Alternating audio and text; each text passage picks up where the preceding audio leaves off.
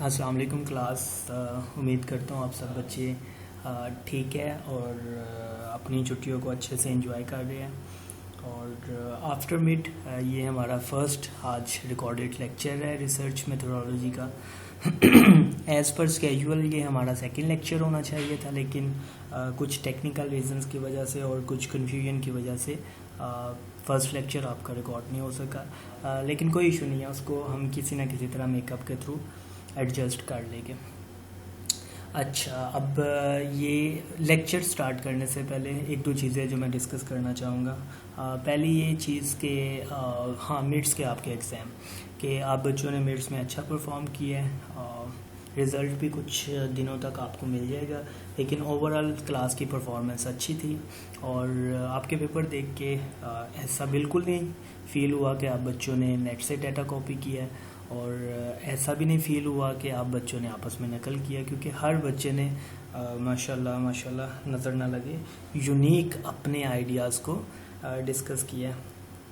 ठीक है, और उम्मीद करता हूँ फाइनल में भी आप ऐसे ही परफॉर्म करो, क्योंकि शायद फॉर्चुनेटली या अनफॉर्चुनेटली आपके फाइनल एग्ज़ाम ट्रेडिशनल वे से हो, और मेरा ख्याल है वहाँ भी आप ऐसी ही परफॉर्मेंस इंशाल्लाह देंगे। अच्छा, और सेकंड चीज़ कि इस लेक्चर को डिस्कस करने से पहले बच्चों आप ऐसा करना कि जो हमने मिड से पहले एक दफ़ा पढ़ा हुआ है उसको समराइज्ड फॉर्म में ना एक दफ़ा देख लेना। सॉरी, कि आपने हमने उससे पहले क्या डिस्कस किया हुआ है। ज़्यादा डिटेल में नहीं जाना, सिर्फ आपने एक पैटर्न को सेट करने के लिए कि हम जो अभी पढ़ेंगे आपको पता लग जाए कि ये चीज़ किसके साथ रिलेट हो रही है। ठीक है, और अच्छा, अब स्टार्टिंग में हमने फर्स्ट लेक्चर में एक रिसर्च प्रोसेस के नाम से टॉपिक किया था, जिसके मैंने तकरीबन कोई 8 से 10 या 12 के राउंड अबाउट डिफरेंट जो से उसके आस्पेक्ट्स थे या डिफरेंट स्टेप्स थे वो आपको कंसाइजली बताए थे। और मैंने कहा था कि हमने पूरे सेमेस्टर के अंदर सिर्फ इस रिसर्च प्रोसेस को डिटेल्ड और कम्प्रीहेंसिव वे में कंप्लीट करना है। और आज का जो हमारा टॉपिक है, हमने मिड से पहले तकरीबन कोई 5 से 6 उसके जो कंपोनेंट्स थे या स्टेप्स थे उनको ऑलरेडी कवर कर लिया है। और जो आज का हमारा टॉपिक है ये भी उसी से रिलेट कर रहा है, मतलब उन्हीं स्टेप्स में से एक स्टेप है जिसका नाम है डाटा कलेक्शन। आज इसको पढ़ने से पहले नीचे डिटेल में कुछ इसका इंट्रोडक्शन मैं आपको बता देता हूँ। बाय द वे, इसको हमने क्लास में भी कंसाइजली 2 से 3 दफ़ा डिस्कस किया हुआ है। सो डाटा कलेक्शन बेसिकली होता क्या है, इसके लिए सबसे पहले हमें इनिशियल स्टेज पे जाना पड़ेगा। लेट्स से सपोज आपने एक रिसर्च करनी है, ठीक है, और आपने उस रिसर्च को कंडक्ट करने के लिए अपने माइंड में रिसर्च आइडिया को आइडेंटिफाई कर लिया। रिसर्च आइडिया आइडेंटिफाई आपने कर लिया, रिसर्च की डोमेन आपने आइडेंटिफाई कर ली कि मैं किस फील्ड में अपनी रिसर्च करना चाहता हूँ। उसके बाद नेक्स्ट स्टेप आपका आ जाता है ऑब्जेक्टिव को आइडेंटिफाई करना कि आपकी रिसर्च का ऑब्जेक्टिव क्या है। उसके बाद फिर रिसर्च क्वेश्चन और हाइपोथेसिस क्रिएशन वगैरह आ गई, वेरिएबल आइडेंटिफिकेशन आ गई, वेरिएबल्स का आपस में लिंक आ गया, जिसको हमने एक कंसेप्चुअल फ्रेमवर्क के नाम से एक टॉपिक पे डिस्कस किया हुआ है। अच्छा, अब ये सब करने के बाद हमारा नेक्स्ट स्टेप आ जाता है जब हमने प्रैक्टिकली रिसर्च को स्टार्ट करना है। जो अभी तक हमने डिस्कशन की थी वो सारी थी थ्योरेटिकल टेबल वर्क, कि उसको आपने टेबल पे बैठ के उसको कंप्लीट करना, और उसके बाद जो प्रैक्टिकल वर्क है वो आपका डाटा कलेक्शन से स्टार्ट होता है। कि डाटा कलेक्शन के अंदर आप क्या करते हो। लेट्स से सपोज आपने कहा कि मैं ये देखना चाहता हूँ कि क्या एक जो एम्प्लॉय है वो इस कोविड-19 के पैंडेमिक में अपना जो इन्वायरमेंट है, वर्किंग इन्वायरमेंट एक इंडस्ट्री के अंदर, क्या उससे सेटिस्फाई है, क्या वो सेटिस्फाई है उनके सेफ्टी मेजर्स के साथ। अच्छा, अब आपने ये रिसर्च करनी है कि क्या लाहौर के अंदर जितने भी वर्कर्स हैं जो इस पैंडेमिक के अंदर वर्किंग कर रहे अपनी इंडस्ट्रीज़ में, तो क्या वो उस इंडस्ट्री के मेजर्स, उस इंडस्ट्री के सेफ्टी डिफरेंट जो डायनामिक्स हैं उनके साथ वो सेटिस्फाई है कि नहीं है। तो इसके लिए आपको क्या करना पड़ेगा, डाटा कलेक्ट करना पड़ेगा। डाटा कलेक्शन में आपको प्रैक्टिकली उन एम्प्लॉयज़ के पास जाना पड़ेगा और उनसे डाटा गैदर करना पड़ेगा, उनसे डाटा लेना पड़ेगा। सो बेसिकली आपकी रिसर्च का one of the main component या स्टेप आप कह लें, वो डाटा कलेक्शन होता है। सॉरी, अगर आपने डाटा कलेक्शन अच्छे से नहीं किया तो ये बात तो कंफर्म है कि आपकी रिसर्च के जो रिजल्ट्स या फाइंडिंग्स आएगी, वो आप उस फाइंडिंग्स को ये नहीं कह सकते कि ये फाइंडिंग एक्यूरेट है, क्योंकि वो फिर गलत रिजल्ट्स आपको प्रोवाइड करेगी, क्योंकि आपने जो डाटा कलेक्ट किया है वो ही सही डाटा कलेक्शन नहीं किया हुआ। सो इस कॉन्टेक्स्ट में ये टॉपिक और आज का लेक्चर बहुत ज़्यादा इम्पोर्टेंट है, ठीक है। अच्छा, उसके बाद फिर नीचे उसने डेफिनेशन में बताया कि डाटा कलेक्शन होती क्या है। Data collection is a process of gathering and measuring information on variables of interest. अच्छा, वेरिएबल्स ऑफ इंटरेस्ट से क्या मुराद होता है? वेरिएबल्स ऑफ इंटरेस्ट बेसिकली आप इसको इस तरह भी बता सकते हैं कि हमारी स्टडी के जो वेरिएबल है, लाइक आपकी जो मैंने ऊपर सिनेरियो बताया है, इस सिनेरियो के मुताबिक आपकी जो स्टडी के वेरिएबल्स है वो क्या हो सकते हैं। सिंपल आपके स्टडी का वेरिएबल होगा सेटिस्फेक्शन लेवल ऑफ एम्प्लॉयज़, ठीक है, और दूसरा क्या होगा ऑर्गेनाइजेशनल इन्वायरमेंट। तो आप क्या करते हो, डाटा गैदर करते हो, मेजर करते हो information on variables of interest, मतलब जो आपकी स्टडी से रिलेटेड वेरिएबल्स है उन पे डाटा गैदर भी करते हो और उसको फिर मेजर करते हो। उसके बाद आ जाते हैं in an established systematic fashion, कि इसका मतलब ये है कि आपने पहले से ही अपने माइंड में प्री डिफाइंड किया होता है कि आपने किस तरह डाटा को कलेक्ट करना है। और ये आप क्यों करते हो? डेट इनेबल्स वन, मतलब आपको ये इनेबल करता है to answer the queries, research questions, test hypothesis and evaluate outcomes, कि अगर आप डाटा गैदर करोगे, उसको मेजर करोगे, तो आपको आउटकम्स क्या मिलेंगे? आप डिफरेंट क्यूरीज के आंसर दे सकते हो, आप रिसर्च क्वेश्चन के आंसर से दे सकते हो, आप हाइपोथेसिस को टेस्ट कर सकते हो कि क्या आप नल हाइपोथेसिस को रिजेक्ट कर रहे हो या फेल टू रिजेक्ट कर रहे हो, और इसी तरह आप इवेल्युएट द आउटकम्स को इवेल्युएट कर सकते हो। लाइक प्रीवियस एग्जांपल में मैंने क्या बताया था कि क्या एम्प्लॉयज़ आपकी जो इन्वायरमेंटल ऑर्गेनाइजेशन का इन्वायरमेंट है, सेफ्टी इन्वायरमेंट, क्या उसके साथ सेटिस्फाई है या नहीं है, ये मेरा एक सिंपल सा क्वेश्चन था।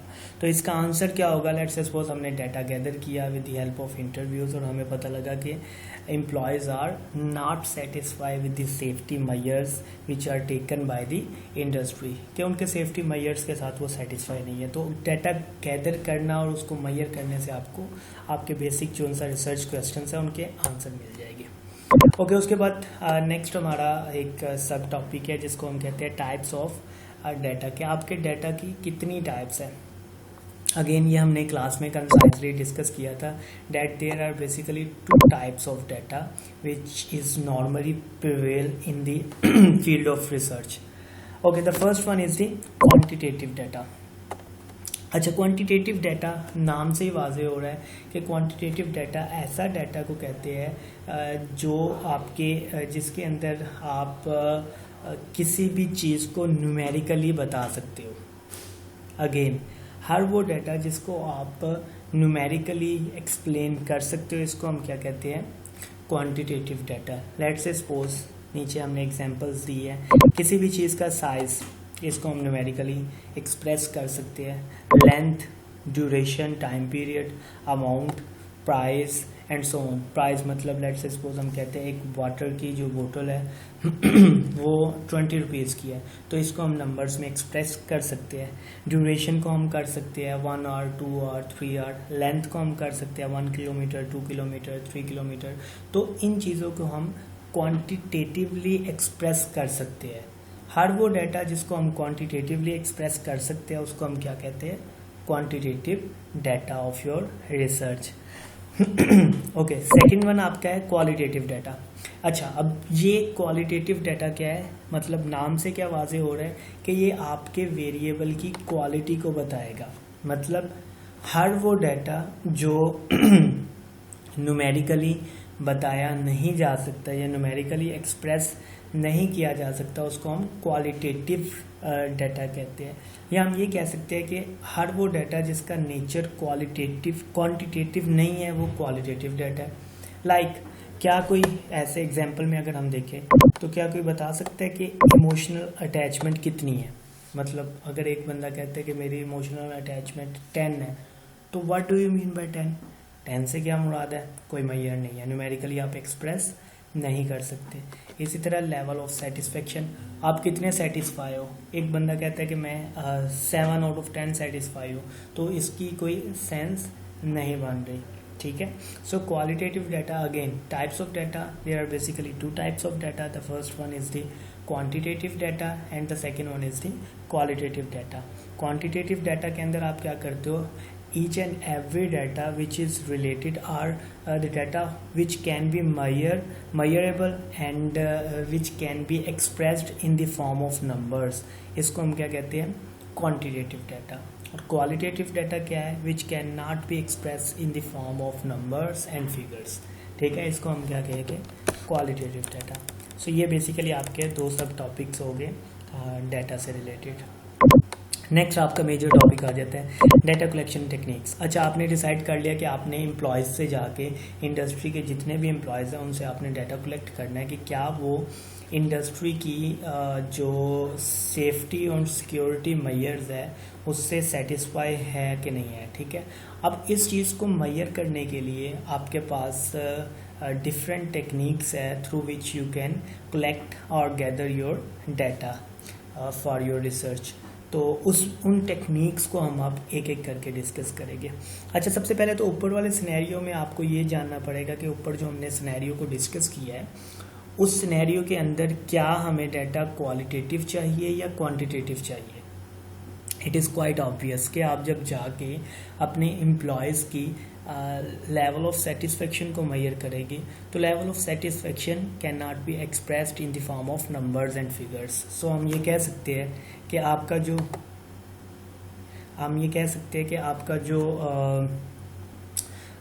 ऊपर हमने सिनेरियो डिस्कस किया है उसमें जो डाटा बेसिकली यूज़ हुआ है या डाटा यूज़ होगा वो क्वालिटेटिव नेचर का डाटा है। अच्छा, उसके बाद हमारी आगे नीचे आ जाती है डाटा कलेक्शन टेक्निक्स। अब रिसर्चर डिफरेंट टाइप्स की डाटा कलेक्शन टेक्निक्स यूज़ कर सकता है डाटा कलेक्ट करने के लिए। इसमें first one technique is observation. अच्छा, अब ऑब्जर्वेशन क्या होती है? नीचे बढ़ने से पहले एक सिंपल सा अगर हम इसको सिनेरियो में डिस्कस करें तो ऑब्जर्वेशन, ऑब्जर्व से निकला वर्ड। सो ऑब्जर्व क्या होता है कि आप किसी चीज़ को क्वाइटली ऑब्जर्व कर रहे हो। ठीक है, आप उससे कोई क्वेश्चनिंग जाके नहीं कर रहे, आप सिर्फ ऑब्जर्व कर रहे हो। ठीक है, सो ये बेसिक टेक्निक है। फर्स्ट वन टेक्निक है कि जब आप देखते हो कि आपके जो रिस्पोंडेंट्स है या फिर वो लोग जिनसे आपने डाटा कलेक्ट करना है वो आपको डाटा प्रोवाइड करने में इंटरेस्टेड नहीं है।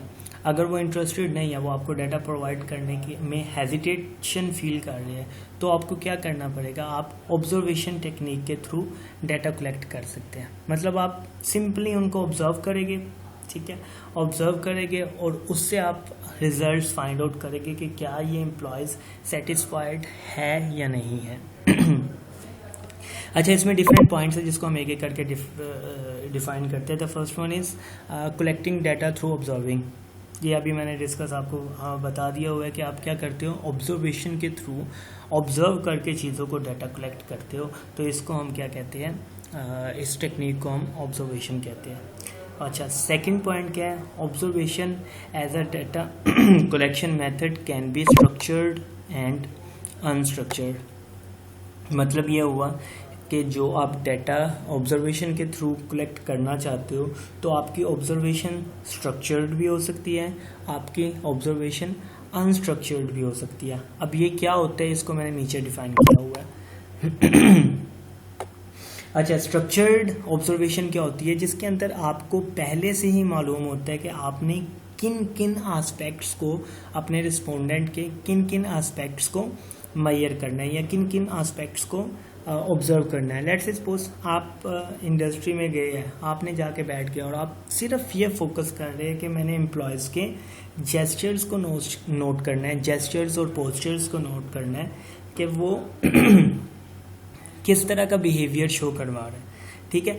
अच्छा, अब आपने पहले से ही डिफाइन कर लिया कि सिर्फ मैंने इन दो चीज़ों को, इन दो वेरिएबल्स को जब नोट करना है, तो बाकी जितनी भी उसकी कैरेक्टरिस्टिक्स है आप उनको नोट नहीं करोगे या आप उसको ऑब्जर्व नहीं करोगे। तो ये आपका हो जाएगा स्ट्रक्चर्ड ऑब्जर्वेशन, या जिसको हम सिस्टमैटिक ऑब्जर्वेशन भी कहते हैं। और सेकंड आपका आ जाएगा अनस्ट्रक्चर्ड ऑब्जर्वेशन। अच्छा, अनस्ट्रक्चर्ड आपके स्ट्रक्चर्ड ऑब्जर्वेशन के ऑपोजिट होगा कि इसके अंदर आपने कोई प्री डिफाइन नहीं किया होता कि मैंने इन चीज़ों को मेजर करना है या इन चीज़ों को ऑब्जर्व करना है। आप बस जाते हो उस जगह पे, बैठ जाते हो और उस आपके रिस्पोंडेंट की ईच एंड एवरी उसकी जो कैरेक्टरिस्टिक है, उसका जो बिहेवियर है, उसको आप मेजर कर रहे होते हो, ठीक है। नेक्स्ट आपका पॉइंट है observation give direct access to observer. अच्छा, इसमें क्या होता है, अच्छा इसका सेकंड है कि it also provide true picture of variable. ये इसका बेनिफिट है बेसिकली ना, ऑब्जर्वेशन का बेनिफिट है कि आपको डायरेक्टली अपने रिस्पोंडेंट के साथ एक्सेस मिल जाती है। मतलब आप डायरेक्टली उसके साथ उसको देख सकते हो कि इसके अंदर फिर आप में कोई एम्बिग्विटी नहीं रहेगी और कोई इसके अंदर झूठ वगैरह का एलिमेंट नहीं आएगा। कि समटाइम होता है, लेट्स सपोज अगर आपने क्वेश्चनर के थ्रू डाटा कलेक्ट किया तो माइट भी पॉसिबल है वो अंदर कुछ झूठ लिखते। सो इस केस के अंदर वो झूठ नहीं लिख सकता, बिकॉज उसे पता है कि अगर मैं ये चीज़ करूँगा, मतलब वो कॉन्शियसली उसे पता ही नहीं है कि उसको ऑब्जर्व किया जा रहा है। सो इस तरह वो फिर आप अपने डाटा जो गैदर करोगे उसको आप कह सकते हो कि ये डाटा ज़्यादा रिलायबल है। इसी तरह नेक्स्ट एक इसका आप ये कह रहे कि डिसएडवांटेज है या ड्रॉबैक है ऑब्जर्वेशन का, कि ये थोड़ा सा अनएथिकल इश्यूज इसमें काफ़ी आ जाते हैं।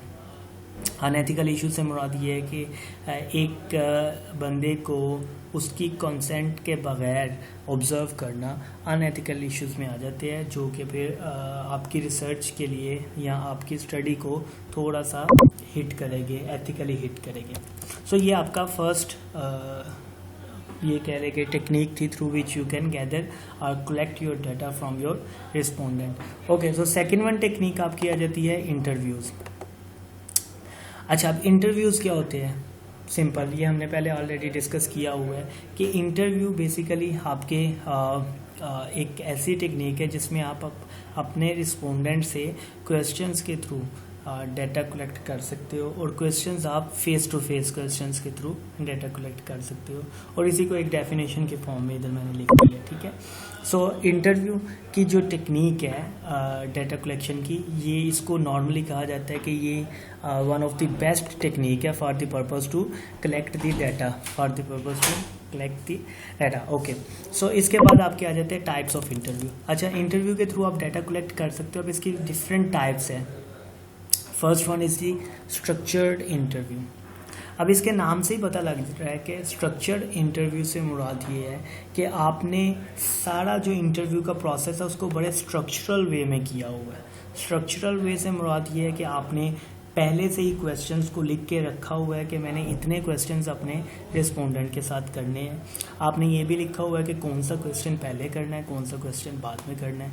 आपने टाइम भी डिफाइन किया हुआ है कि मैं इतने टाइम पीरियड के अंदर इतने क्वेश्चंस करूँगा और इतने आंसर्स करूँगा। सो ये आपका क्या हो जाएगा, structured interview. Again, structured interview एक ऐसा इंटरव्यू होता है जिसके अंदर आप हर चीज़ को पहले से डिफ़ाइन करके रखते हो, हर चीज़ को पहले से अरेंज करके रखते हो कि मैंने क्या क्वेश्चन करना है, कितने क्वेश्चंस करने हैं और कितने टाइम में अपने इस इंटरव्यू को वाइंड अप करना है। इसी तरह नेक्स्ट आ जाते हैं अनस्ट्रक्चर्ड। नाम से वाज़ेह हो रहा है कि ये जो आपका स्ट्रक्चर्ड इंटरव्यू है उसके ऑपोजिट है। मतलब जैसे कहते हैं ना बात से बात निकालना, तो ऐसे ये कुछ इंटरव्यूज़ ऐसे होते हैं जिसके अंदर क्वेश्चन से क्वेश्चन निकल रहे होते हैं। एक क्वेश्चन उन्होंने पूछा, अच्छा उसका आंसर दिया, उधर से दूसरा क्वेश्चन पूछा, उधर से तीसरा क्वेश्चन पूछा। सो अनस्ट्रक्चर्ड इंटरव्यू जो आपके होते हैं उसके अंदर आप पहले से ना तो क्वेश्चंस को डिफाइन करते हो, आपने एक डोमेन डिफाइन की होती है कि मैं इस डोमेन से रिलेटेड क्वेश्चंस पूछूंगा, लेकिन आप ये डिफाइन नहीं करते कि मैं ये क्वेश्चंस पूछूंगा।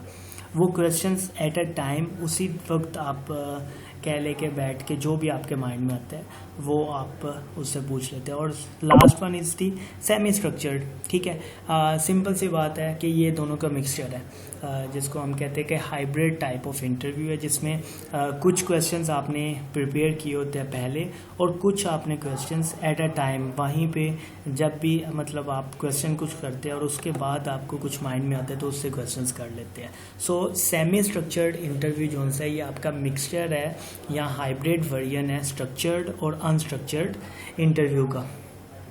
अच्छा, उसके बाद कुछ एडवांटेजेस आ जाते हैं इंटरव्यू के। अच्छा, एडवांटेजेस के अंदर सबसे पहले आ जाता है कि आप डिटेल्ड इन्फॉर्मेशन ले सकते हैं, मतलब आप अपने रिस्पोंडेंट से एक बड़ी कम्प्रिहेंसिव और डिटेल्ड इन्फॉर्मेशन गैदर कर लेते हैं with the help of interview. उसके बाद सेकंड पॉइंट क्या है, direct control over the flow of process, कि इसके अंदर इंटरव्यू में आप डायरेक्टली पूरे जो से आपका एक सिनेरियो चल रहा होता है, एक कंडीशन चल रही होती है या एक एनवायरनमेंट होता है, उसको आप डायरेक्टली कंट्रोल करते हो, आप डायरेक्टली कंट्रोल कर सकते हो अपने रिस्पोंडेंट को। ठीक है, और लास्ट वन जो इसका एडवांटेज है वो ये है कि chance to clarify certain issues, कि आप सर्टेन जो इश्यूज है उनको लाइक लेट्स से सपोज अगर एक क्वेश्चनर के थ्रू आप डाटा कलेक्ट करते हो और आपके रिस्पोंडेंट को एक पॉइंट की समझ नहीं आई तो वो आपसे डिस्कशन नहीं कर सकता, बिकॉज आपको एक पेपर वर्क मिला हुआ है, आपने उसको करके दे देना है। लेकिन इंटरव्यूज़ के अंदर अगर आपके रिस्पोंडेंट को किसी चीज़ की समझ नहीं आती है तो वो आपसे डायरेक्टली उस चीज़ को क्लैरिफाई कर सकते हैं। और डिसएडवांटेज के अंदर इसका एक ही डिसएडवांटेज है, लेकिन वो बहुत मेजर डिसएडवांटेज है, क्योंकि रिसर्च के अंदर जो सबसे मेजर इशू होता है वो टाइम का होता है, कि आपके पास इतना टाइम नहीं होता है कि आप इन चीज़ों को मैनेज करें, आप इन चीज़ों को जल्दी से आपको इसको वाइंड अप करना होता है। सो रिसर्च इंटरव्यू का बेसिक डिसएडवांटेज ये है कि आप इसके अंदर टाइम बहुत ज़्यादा लगता है। ठीक है, और दूसरी चीज़ ये है कि आपको अपने रिस्पोंडेंट को एक स्पेसिफिक टाइम में इंगेज करना भी मुश्किल होता है। सो ये बेसिकली कुछ इसके इंटरव्यूज़ के एडवांटेजेस और डिसएडवांटेज थे, और यही आपका आज का टॉपिक है। और अगर कुछ समझ ना आए बच्चों तो आपने अपने ग्रुप में ही क्वेश्चंस को रेज करना है, और उन क्वेश्चंस को मैं नेक्स्ट जो लेक्चर रिकॉर्ड करूँगा पहले उन क्वेश्चंस का आंसर करूँगा, और उसके अलावा उसके बाद फिर नेक्स्ट टॉपिक को हम डिस्कस करेंगे। ठीक है, अभी तक के लिए इतना ही। जज़ाकल्लाह बच्चों, शुक्रिया।